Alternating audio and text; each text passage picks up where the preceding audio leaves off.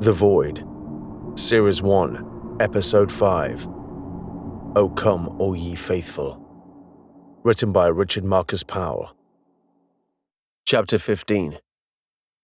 Schaefer sat alone at his table in Pinkerton's, a bar located at the front of the Liberator. It was on the top deck, so it overlooked the front, over the nose of the ship, if you could call it that.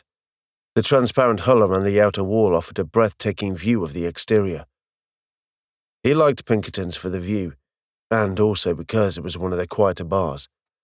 Part of that was due to the fact that it was seen like an officer's mess, and so some people kept their distance, and part of it was due to Eustace Pinkerton, who was grumpy in plain speaking. There was something Schaefer liked about him. Grumpy was honest. Grumpy was free of the artifice of customer service. It also helped that Eustace sold the best whiskies. He finished his current glass and stared at it forlornly, brooding over the events of the day. He hated the first recreation time after a battle. It was when he was at his most retrospective. Schaefer got up and stalked over to the bar. As he slid up to it, a large group of people entered and started taking seats around the side of the bar. Nikolai Sokolov strode up to the bar and acknowledged his presence. "Captain," he nodded. "Sokolov," Schaefer responded. "You holding awake?" Sokolov nodded. It was a tradition amongst pilots, and indeed many other combat roles, to mark the passing of their colleagues with a few drinks.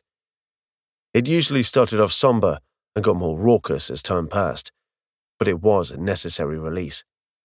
"I'm sorry for your losses," Schaefer added. 5 good pilots," Sokolov stated. 5 brothers and sisters. Pilots were a tight-knit group who felt their losses keenly. Many of them had known each other a long time, training together and forming deep bonds. "Eustace, get me 2 bottles of the Dunleaven and enough glasses for everyone." Usually Eustace would roll his eyes and grumble about having to source so many glasses at once, but this time he kept quiet and respectful. Schaefer walked over to the tables where the pilots sat and placed the 2 bottles down, whilst Eustace set up the glasses. The pilots made room for Schaefer and Eustace to pour the drinks before they handed them out. He stood up with his glass in his hand and looked over the pilots. This was only a small fraction of the total pilots, as most were still engaged in their duties. These were the ones who were the most exhausted and traumatized, cycled off duty until they could recuperate. 5 good pilots gave their lives today in defense of the Republic. I know it can seem like cold comfort, but their sacrifice and dedication helped protect the 80 million people of Roken Vendet. We should take consolation in that. Again, some of these phrases were stock phrases he had used on multiple occasions. He hated the fact that he had repeated them so many times, but they were words of comfort for those who were grieving, so they served their purpose.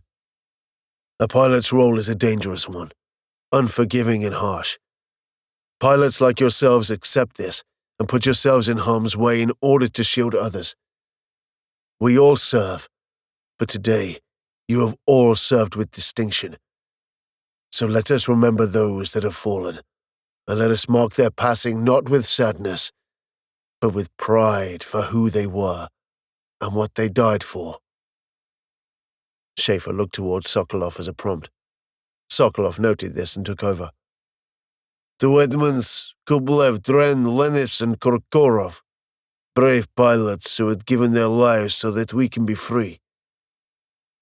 They all raised their glasses in unison and stood in silence for a moment in quiet contemplation, and then swallowed the vintage whiskey. "Thank you, Captain, for your kind words," Sokolov announced. "We know you have the bigger picture to deal with, so we appreciate the gesture." "Yes, there is the bigger picture, Flight Commander, but we mustn't distance ourselves from the individual lives that have been lost, else we would lose perspective," Schaefer answered. "It is our privilege to lead, but our burden to wear the weight of loss." Schaefer excused himself and made his way back to the bar. He wasn't feeling too sociable at the moment, so he returned to his original position and returned to gazing into space, nursing a fresh drink.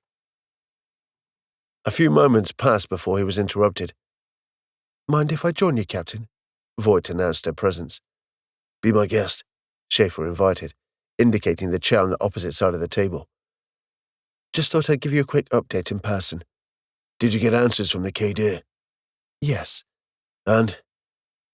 Turns out the Cadir state is, as we suspected, a separate faction of Cadir currently at war with the Holy Empire, and has been for hundreds of years. A separate faction that we've not been aware of until now. They didn't see any need for us to know. Apparently we are beneath contempt. Sometimes I do question the sanity of the universe, Schaefer sighed. Do we know what they were fighting about? Seems like an ideological difference. The states seem to reject their strict theocracy in favor for individualism. Maybe it's something we could use to our advantage, but I doubt it. Schaefer mused. Are the state Cadir any different to the Holy Empire Cadir? Nothing obvious beyond the ideological. Both factions hate us equally, it seems. They should have kept their internal conflict in their own territory. Why involve us? I don't think they even considered our response.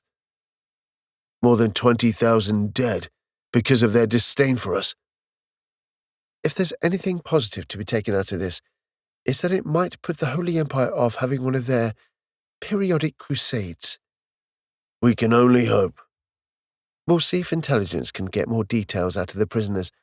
We certainly managed to rescue a lot of them, Voight indicated. Lots of work for them to do. The sooner they're out of our hands, the better. It's been a bad cycle, that's for sure, but it could have been worse.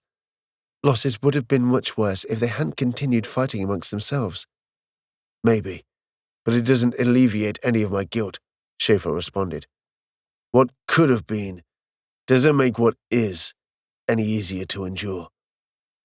No, not really, Voight concurred. Still, I have to get back to it.